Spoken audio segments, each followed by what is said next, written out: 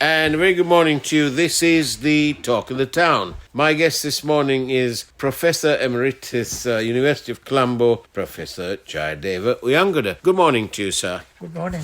Now then, you are a political scientist, so I wonder if you can decipher for me what on earth is going on with democracy in our country. Why is it that they're not holding elections? They've got about 28 to 30 excuses as to why they shouldn't have it. We have the Supreme Court who said that the Treasury Secretary shouldn't withhold money that has already been budgeted for in the last budget. And yet the Elections Commissioner is waiting with outstretched arms for money. What's going on?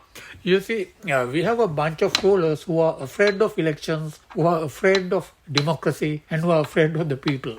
Well, we know that they were afraid of the people because the Aragolia was quite a success in that term, wasn't it? Exactly. You see, suppose the local government elections were held as they have been scheduled on 9th of March or 9th of April. Yeah. The ruling coalition, the United National Party and the Sri Lanka Podujana Peramuna would have lost very badly at this election. And most probably the JVP and the Samagijana Balawegya would have emerged as the two main parties. And that would have set the trend for the subsequent elections as well, provincial council elections, parliament elections, and eventually presidential election. That means the traditional, dominant political parties will suffer the worst. A very serious electoral setback, right? It will be very, very difficult for them to recover from that setback. And the United National Party has already suffered a very serious setback in 2019. So it cannot afford to have another similar setback in the year 2023. That is why the United National Party leadership, which also holds political power today, has been very, very afraid of elections, very, very afraid of democracy.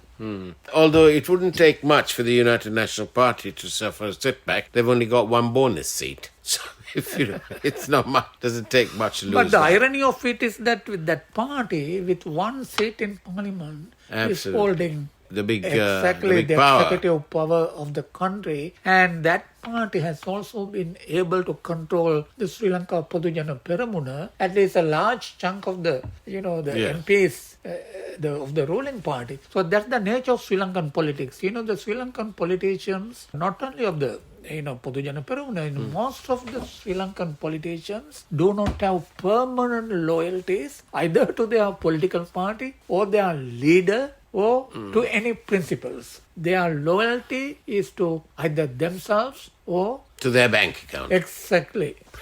All right, Professor Uyangoda, thank you very much. Let's live in hope that we will have elections soon. Shall we do that? Well, there can be some kind of elections. I think the President, Ranil Wickremesinghe, might want to have presidential elections. So he is actually moving in that direction.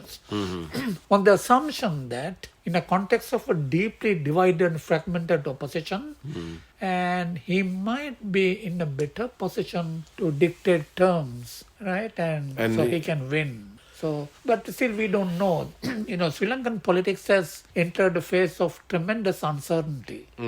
Right? So, in these conditions of uncertainty, you never know what will happen next year. You see, the unpredictability has been one of the key features of Sri Lanka's political change for a couple of decades. So, next year is too long a time for us to, predict what will happen after May next year. Thank you very much, Professor Uyangoda, for being on the Talk of the Town. It's now back to the Morning Fix with Dom and Asanka. Thank you.